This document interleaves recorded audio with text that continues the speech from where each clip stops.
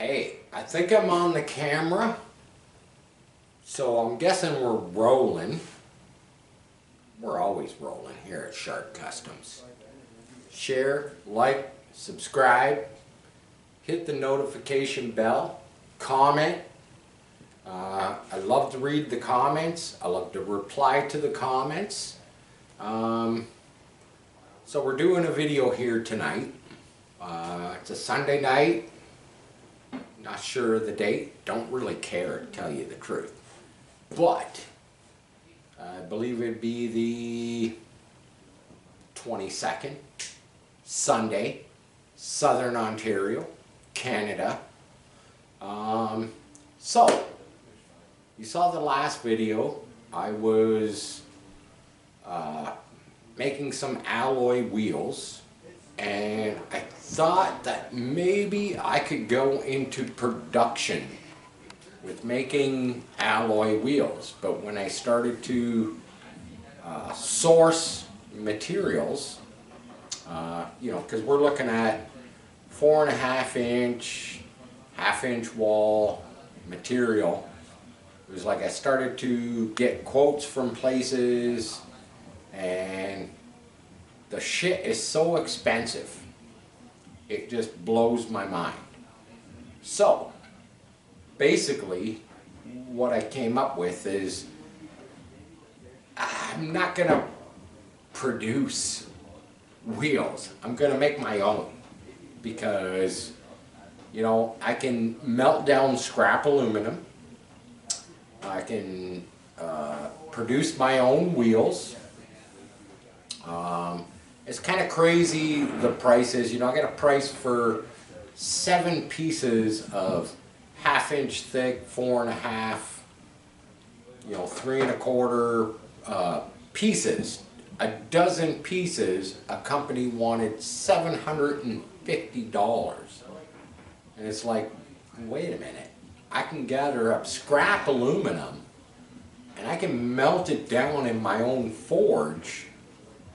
And I can do probably for your barbecue size propane tank, I can do about 8 chunks of that. That's about $20. And I realized, yes, it is time. It's time. That being said, that's basically where I'm at as far as producing them to sell them. Kind of out of the question. You have a lot of waste material when you spin the aluminum alloys on the lathe. Like I think I gathered up about 3-4 pounds of what I call shrapnel. It's the aluminum waste, just to get down to an alloy wheel. So, I got a few mentions I want to talk about.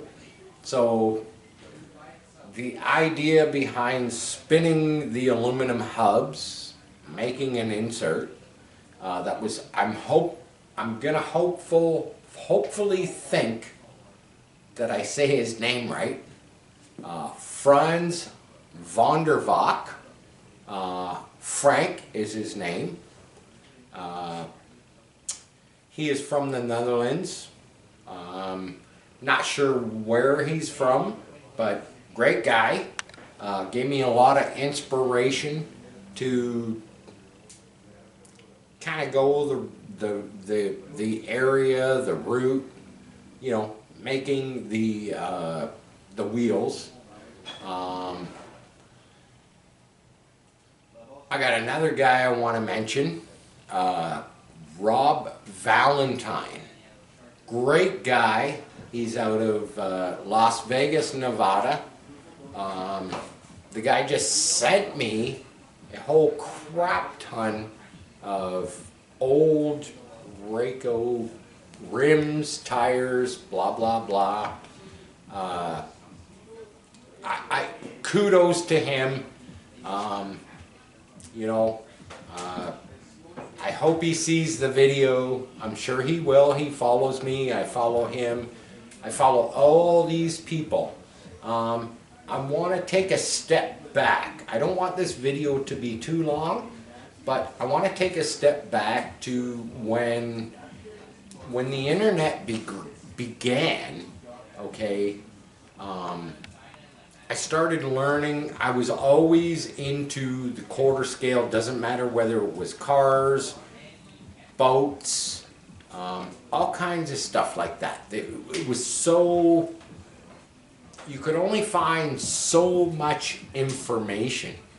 And back then I was inspired. I was making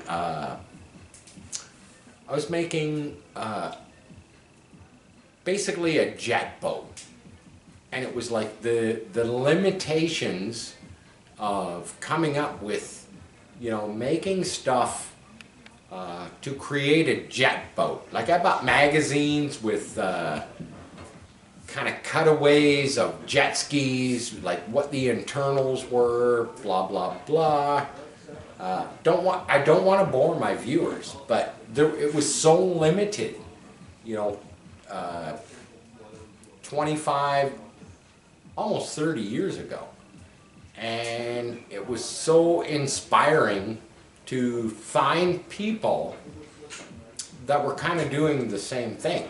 You know, boats, gas boats was my biggest thing for the longest time.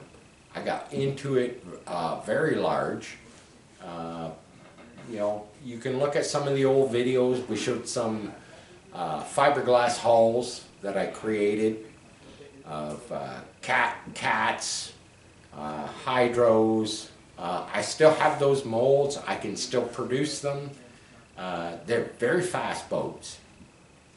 Depending on what type of motor you ran in them. You know, if you ran a quick draw or whatnot. I don't even want to get into that. I don't even want to get into that. So we've been doing the alloy wheels. We're going to take a walk over to the lathe, and there is a lot of offcuts from the slugs that I've been pouring from the aluminum. And I just want to show you that out of 3 or 4 pounds of offcuts, I want to show you the garbage. I don't understand it. I'm looking for some comments, some input. But basically today, I melted down all the, like about 4 pounds. And this is the, it's kind of the stuff that I'm getting out of melting it. The offcut's still down. A lot of it to me is very airy, it's very garbagey. Now we did get, I can show the camera, we did pour off some, you know, aluminum bars, which is usable, but that's about a pound. That's about a pound out of about, I'm gonna say 3 pounds. So, you know, you would think your offcuts from the aluminum would turn right back into aluminum, but no, we get all this garbage material. Not really sure why. I'm gonna jump forward. The stove is going. We're here in southern Ontario. As you can see, we're nice and warm in here. We got the wood stove just a-cooking. I know I'm getting off topic. We're gonna go over to the bench. You know, we can look at the lathe, and basically when I spin the aluminum, I get a ton of, you know, basically I get a ton of this stuff. But when you would think when you tried to remelt that down that it would be good aluminum. And to me, I'm not really sure what's going on. I've watched lots of videos. Some people say that your cutters, whatever cutters you're using, if they're carbide, you're getting some contamination from the cutters, and it affects the aluminum cuttings when you try to remelt it down. So out of about 3 pounds of cuttings, I got about 1 pound of good material. So we're going to go over here to the bench and we're going to have a look at what I've been up to. I had them covered up so the camera wouldn't get it. So everybody saw the star hub. We had the blue foam on it. So basically I decided that the star cuts, I don't own a CNC machine, so I figured the best, easiest way, one of my favorite rims, which is on my real truck, sitting outside, rusting to crap. It's a Pro Street 1952 Chevy. I figured I love Pro Star wheels. I love anything weld wheels, let's just say. So this center section kind of resembles a drag light. 8 holes. And I had to really crack down and do a whole bunch of geometry because I didn't want the 4 bolt holes for the Racos to line up, directly with the 8 holes. I can stick this in here. Probably gonna have to make a new one. But it's a pretty cool looking rim, alloy. They're pretty light. I'm gonna go through them because I got a couple polished. We can drop that in there. This one being the first, probably gonna have to make another slug. That's what I call it. I call it an aluminum slug. This one has been machined. The step has not been machined in it. That's why this sits on top of it. And this one, we get a little further down the road. We've got the outside machined to the 4.5. We have yet to take out the material in here to give us the lip. That's pretty heavy. I don't know what the weight of that is, but that's pretty heavy. The mold we start with is a 5-inch mold. So I've got to take 1/4 inch circumference, 1/4 inch here, all the way off, and then you got to turn out the inside. You got to face it. My target is basically 3 inches wide. And if we look at this one is a raw. This one's raw. This one's even heavier.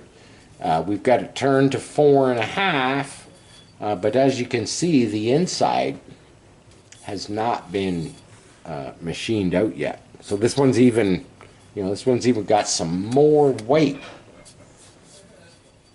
And that's what I'm saying. So when I started to basically,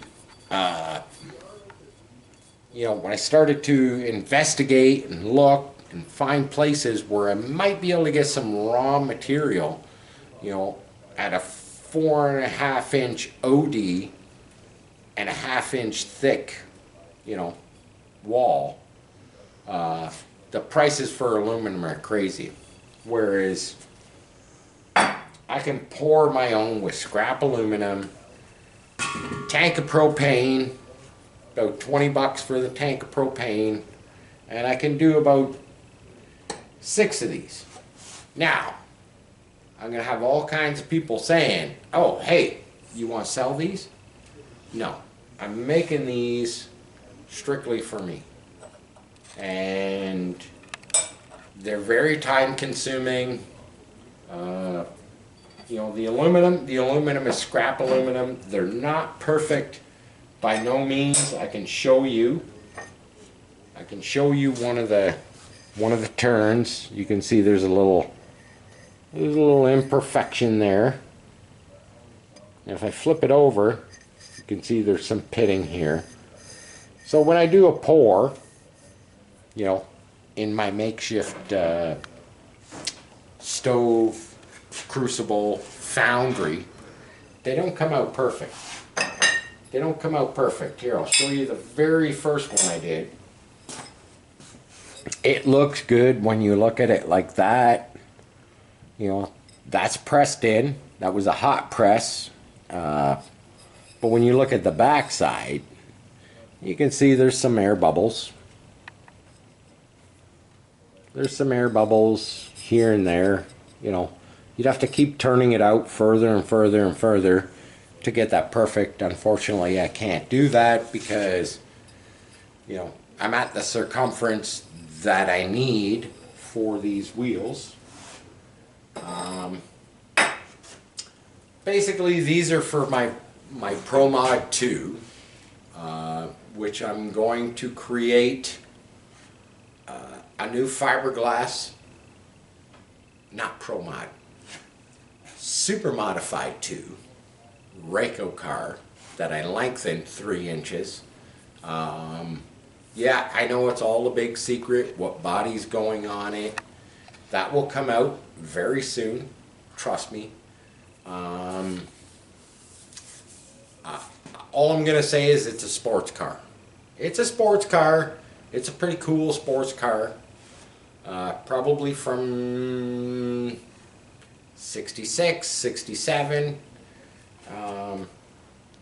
But I wanted a nice set of alloys that would kind of suit the car, so I went with this insert style, which it should suit the car. Don't know when the video will come out. Well, you'll get to see what it's going to look like. That's kind of the travesty behind, you know, the whole build. But you'll get to see it firsthand when I start building that mold. It's a very cool sports car. I can't give you any more hints. I don't want to give it away. There are some people out there in internet land that already know. You could ask around. I'm a hot rod guy. I like old coupes, trucks, you know, old Mustangs, muscle cars. This is going way beyond kind of what I like, but it is one of my favorite sports cars. I'm not a sports car enthusiast whatsoever, but this one is pretty bitchin'. There's actually a movie. There you go. There's another hint. There's a movie. I'm not going to tell you the movie, but you got to see another video. Sharp Customs. Share, like, subscribe. Didn't even really know where I was going tonight with this video. I want to give a shout out to Mike Casey, that guy from California. That's kind of what gave me the inspiration for this upcoming project. Don't want to start any wars. Good guy. Don't forget Rob Valentine. That's Backyard Relics. Check the guy out. The guy does some amazing stuff. Franz Vondervach. Hope I'm saying it right, Frank. Check those guys out. Great guys. They give me lots and lots and lots of inspiration to this hobby of quarter scale. And you know what? Till our next video. Peace. I'm out.